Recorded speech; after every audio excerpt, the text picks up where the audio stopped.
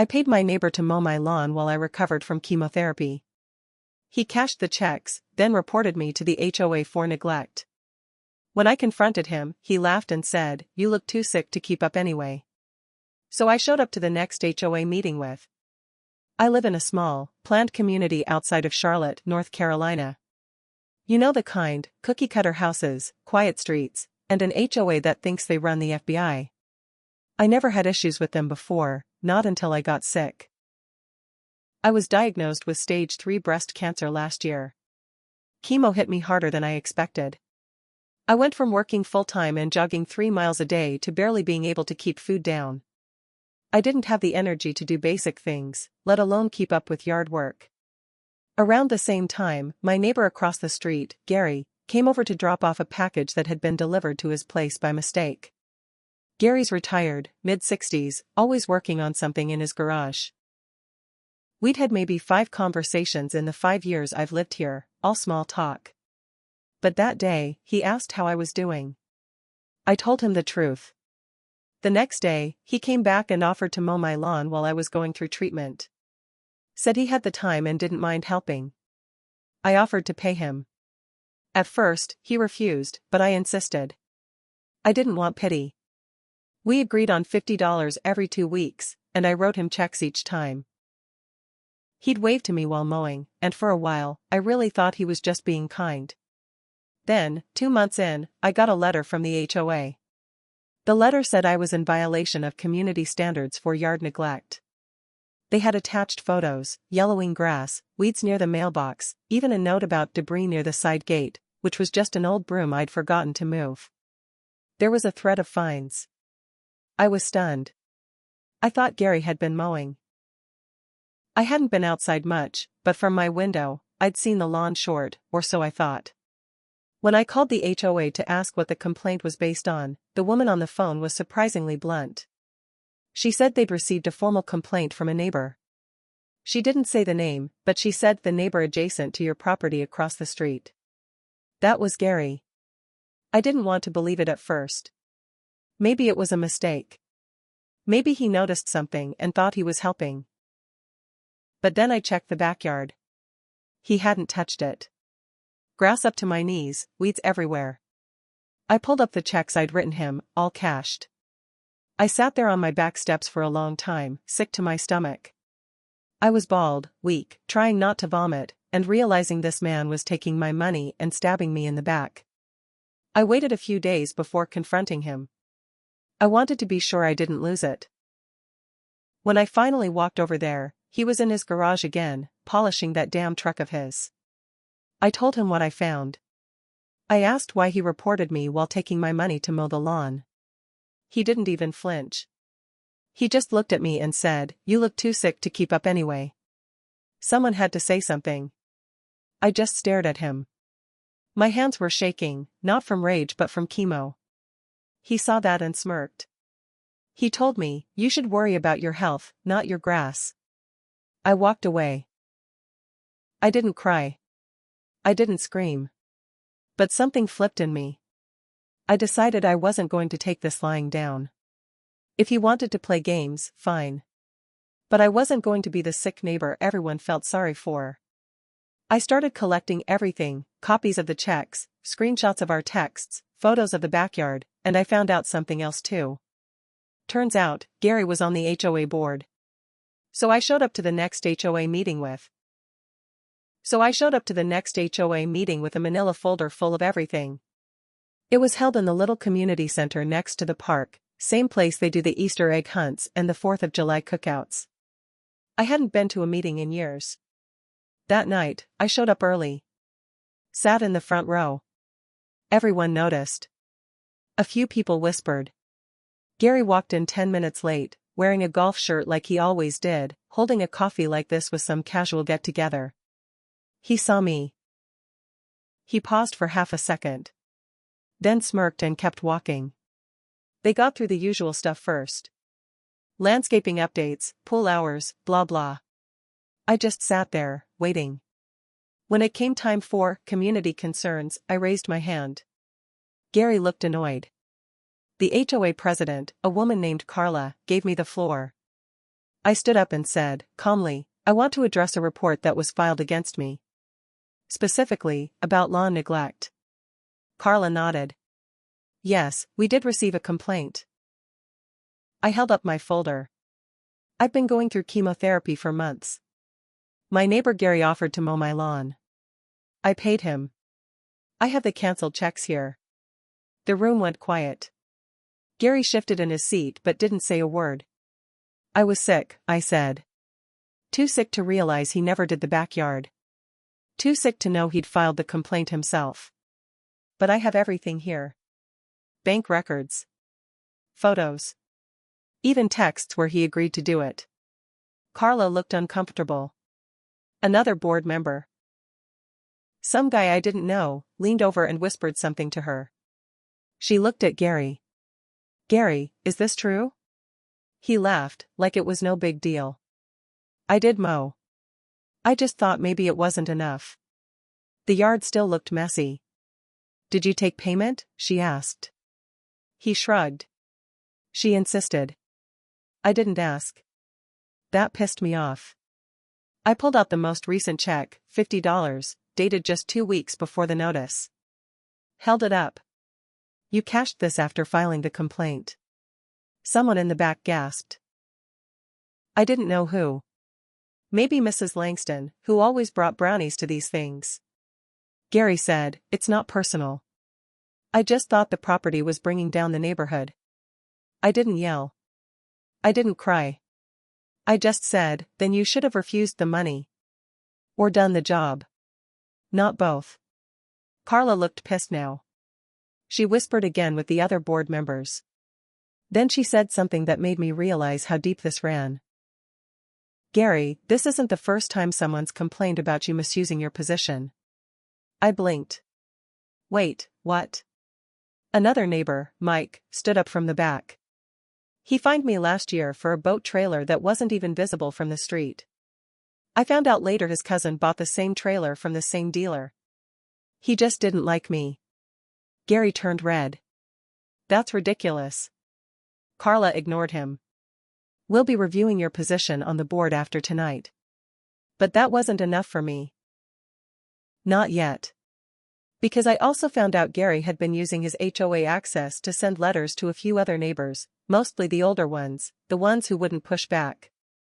Threatening fines for things that weren't even against the rules. I raised my hand again. And I'd like to make a motion, I said. To request a full audit of every HOA complaint and fine that's come from his account in the past 12 months. Now Gary looked nervous. He stood up. This is insane. She's just mad because she's sick. He actually said that. And that's when another neighbor, Jenna, a young mom who lives 2 doors down, stood up and said, no, she's not mad because she's sick. She's mad because you took advantage of her. And probably a lot of us. Someone else chimed in. Then another. The room turned on him fast. His calm face cracked. He sat down. Didn't say another word. They ended the meeting early. Carla said they'd follow up privately. But I wasn't done yet. Because 2 days later, I found something even worse. 2 days after the meeting, I was sorting through a stack of old mail I hadn't touched in weeks. Some of it was from during the worst of my chemo, just shoved in a drawer. I was looking for a warranty card, but what I found instead stopped me cold. It was another letter from the HOA. Dated almost a month before the one that officially warned me about neglect. But this one was different. This one wasn't a warning, it was a citation. And it was stamped as final notice. Only I never saw it. I never opened it. And the fine? $250. Attached directly to my HOA account. The thing is, I'd never been notified before that. No first warning, no inspection photo. Just that. A citation followed by the warning letter 2 weeks later. Both sent by Gary. I called Carla. She sounded tired when she answered, but when I told her what I found, she immediately asked me to send a photo of the letter. I did. She called back 20 minutes later. I think you're going to want to come by, she said. Today. I drove to the HOA office, which is just a little prefab building near the neighborhood's back gate. Carla and the other board member, Darren, were there. They had a stack of files on the desk and a laptop open. Carla didn't even try to soften it. "We found a pattern," she said. "Not just with you. Gary's been issuing fake citations, skipping the normal warning process, and sending fines straight to residents' accounts. Most of them were people who either weren't home much or who he thought wouldn't fight back." Darren nodded. "He wasn't even logging some of these into the HOA system until after the fact. He printed them himself using the template." I just stared at them. "How many people?" I asked. "7 so far," Carla said. "We're still digging." She showed me a spreadsheet. My name was at the top. Next to it, 2 fake citations, 1 false warning, and notes in the comments field that said "sent first warning," even though it never was. I felt sick. Not just because I'd been fooled, but because I'd trusted this man. I paid him. I let him stand on my porch and smile at me while lying straight to my face.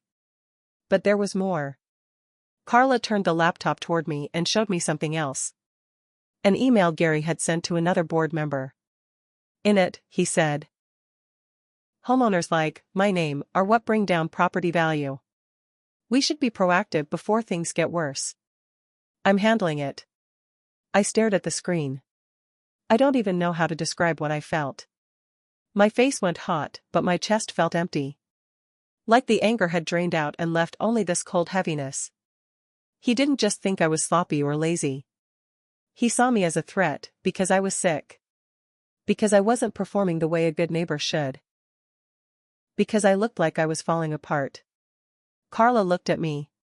"You want to file a formal complaint?" "No," I said. "I want to file something bigger. Because here's the thing, I found out HOA board members aren't immune from civil action. Not when they abuse their position. Not when they steal money through falsified fines. Not when they target vulnerable residents with documented proof. And I wasn't the only one willing to speak up. So I made a few calls. Talked to Jenna. Talked to Mike. Even got in touch with an older couple who'd paid over $400 in violations from Gary last fall and didn't realize they'd been scammed. We decided to take it further. Past the HOA. Past the neighborhood. That's when I reached out to a local reporter, a woman who runs a "You Paid For It" segment on the local news. She called me back in an hour. When I told her the story, she asked if I'd be willing to go on record. I said yes. But I didn't tell anyone in the neighborhood yet. Not even Carla. I waited. And when the news van showed up 3 days later, parking right across from Gary's driveway, I made sure I was sitting on my porch, bald head in the sun, folder in my lap, watching. Because I wasn't done. Not even close. The news crew was quiet at first, respectful. The reporter, Monica, was in her late 30s, sharp but kind. She asked if I wanted to sit inside, away from the camera. I told her no. I wanted to sit on the porch, just like I had for months, watching that man across the street act like nothing he did mattered. They filmed the segment over 2 days. Monica interviewed me, Jenna, Mike, and the older couple, the Harrisons. Each of us had proof. Scanned letters, phone screenshots, even security footage of Gary dropping envelopes in mailboxes himself, bypassing the mail system. Illegal. I watched him from my porch on the second day of filming. He came outside, saw the camera, and froze. His wife came out behind him, whispering something sharp. He stormed back inside. That night, the segment aired. They titled it, "HOA Abuse, the Price Some Neighbors Pay." They didn't show our full addresses, but the street was obvious. Gary's face was blurred, but his body language in the clips, pacing his driveway, pointing at my house, shouting once, gave him away to anyone who lived here. The next morning, I woke up to 5 texts and 2 voicemails. One was from Carla. One was from a lawyer who said he represented another homeowner who thought they'd been scammed. And one was from Gary. That one stopped me. He didn't apologize. He didn't explain. He just wrote, "You think you're clever?" Let's see how clever you are when no one wants to live next to a problem case. I didn't answer. Instead, I forwarded the message to Monica. And to Carla. And to the HOA legal team. That's when the legal part of this really started. Because the HOA, under pressure from residents and now under a microscope from the news coverage, called for a special emergency meeting. This time, it wasn't about fines or grass height. It was about Gary's removal. I went, but I didn't speak this time. I sat in the back and watched. It wasn't close. Unanimous vote. They removed him from the board immediately. But that wasn't even the real hit. A week later, someone from the district attorney's office showed up at my door. They asked for a statement. Turns out, Gary had done more than just fake citations. He'd altered internal records. Falsified budget reports. Pocketed money from a couple of contractors who had paid him under the table to get lawn maintenance jobs approved. He wasn't just cruel. He was dirty. I gave them everything. Every email. Every check copy. Every note I'd made during those sick, silent days when I thought I was just being paranoid. They told me there'd likely be charges. Gary's house went dark for a while after that. Blinds closed, no garage door open, no music from his little speaker system. His wife stopped waving to people. I think they knew. But then, just when I thought it was all finally coming to an end, I found a letter taped to my door. Typed. No name. No return address. It said, "You think you got justice. But this neighborhood won't forget you brought in the media. You made us look weak. HOA or not, don't expect to be welcome here anymore." No signature. I stared at it for a long time. My hand shook a little, not from fear, but from something deeper. Something I didn't even have a name for. Because even after everything, someone still thought I was the problem. I held that anonymous letter in my hands for a long time. I reread it 3 times, looking for something. A clue in the way it was worded, a typo, a phrase that might give the writer away. But there was nothing. Just that cold message. Simple. Direct. Threatening in its own quiet way. I reported it, of course. Carla was horrified. She sent an email blast reminding everyone that harassment of any kind wouldn't be tolerated. But people talk. And whispers move faster than emails. In the next few days, things started to shift. Jenna texted me to say her youngest son's bike had gone missing from their yard. Nothing else was touched. It had been chained to their porch. The lock was found snapped in half in the grass. Mike said his trash cans got dumped all over the driveway one night, and it looked like someone had poured used oil inside one of them. I started noticing the looks, too. From certain neighbors. Not all of them. Just a few. People I'd waved to for years who now turned their backs or acted too busy to say hello. Like siding with me meant they were siding against the neighborhood. The worst part was when I walked into the little corner store up the road and the clerk, a woman I'd known for years, asked, "So, you still filming things for the news?" Not with a smile. With this edge in her voice, like I'd done something shameful. I wanted to scream. Instead, I just paid for my items and left. A few days later, Jenna knocked on my door. She looked nervous, kept glancing over her shoulder. "You should know," she said, "there's talk about recalling Carla. Some of the board members are blaming her for not stopping the media stuff." I blinked. She didn't start it. I did. Jenna gave a tight smile. "Yeah, but you're not on the board. She's the one they can vote out." I sat down after she left and stared at the wall for a long time. Somehow, the man who scammed half the street and mocked a cancer patient was being forgotten, and the people cleaning up his mess were becoming the targets. It didn't make sense.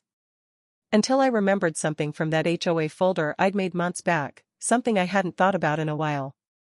It was a list of vendors Gary had approved for minor contracts, landscapers, pest control, sprinkler maintenance. Most of them were small local businesses. But 2 of the names had shown up again recently, even after Gary had been removed.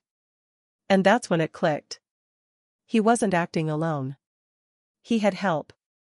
People on the board, or close to the board, had signed off on those vendors. Even after Gary was removed, money was still flowing through the same pipelines. And that meant the damage he did wasn't just personal. It was part of something bigger. Something people had a reason to protect. I dug deeper. I went back through my emails. Reviewed public records. Vendor invoices. HOA meeting notes. One name popped up 3 times, a board member named Rick. Rick was quiet at meetings, always voting yes but never saying much. Turns out, he'd co-signed 3 of Gary's biggest maintenance jobs over the past 2 years. And even after Gary was out, Rick had approved 2 more. When I showed Jenna, she just whispered, "That's why they want Carla out. She's in the way." I didn't know what to do next. I'd already brought the news in once. I'd already pushed the neighborhood further than it had ever been pushed. But I knew one thing: if they wanted a war of silence, I'd give them something they couldn't ignore. And that started with finding out exactly how deep this thing went, and how much dirt was still buried under these clean-cut lawns. I started digging the only way I knew how, quietly. I didn't tell Carla yet. I didn't even tell Jenna. I wanted to be sure before I pulled anyone else into it. I knew if I was wrong, I'd look paranoid. Sick and paranoid. That's what they'd say. So I started with the vendor names. The ones Rick had approved after Gary got kicked off the board. 2 companies stood out: Green Standard Lawn Services and Bright Spray Pest Control. Both were listed on the HOA website. But when I looked them up online, something weird happened. Neither of them had a real website. Just a phone number and a street address. I drove to the Green Standard address. It was supposed to be an office in a strip mall near the edge of town. When I got there, the unit was empty. Paper over the windows. No signage. Nothing. Bright Spray? Same thing. Different address, same situation. A real building, but the space was dead. No one had worked there in months. I asked a woman at the dry cleaner next door if she knew anything. She just said, "They moved out last year." That's when I realized something bigger was going on. These weren't just shady businesses. They were shells. Fake names, fake companies, used to bill the HOA for work that was never done. I took it all home, laid it out on the dining table like some kind of investigator: addresses, approval forms, check stubs from HOA records. And at the center of all of it was Rick's signature. I knew I needed help.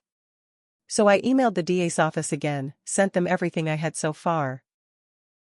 I didn't hear back right away. But Rick must have known something was coming. Because 2 days later, someone egged my house. I haven't had that happen since high school. It was juvenile. But it wasn't about the mess. It was about the message. Stay quiet. Know your place. Then Jenna texted me, "Did you see the notice?" I hadn't. She sent me a photo, a paper slipped under her door, probably dropped by hand. It read, "Special meeting to review the leadership of the current HOA president." Thursday night. Attendance encouraged. They were going for Carla. That night, I knocked on Carla's door.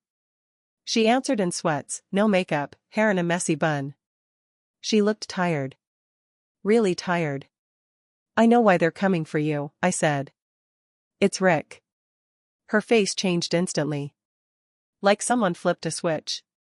"You found something?" she asked. I nodded.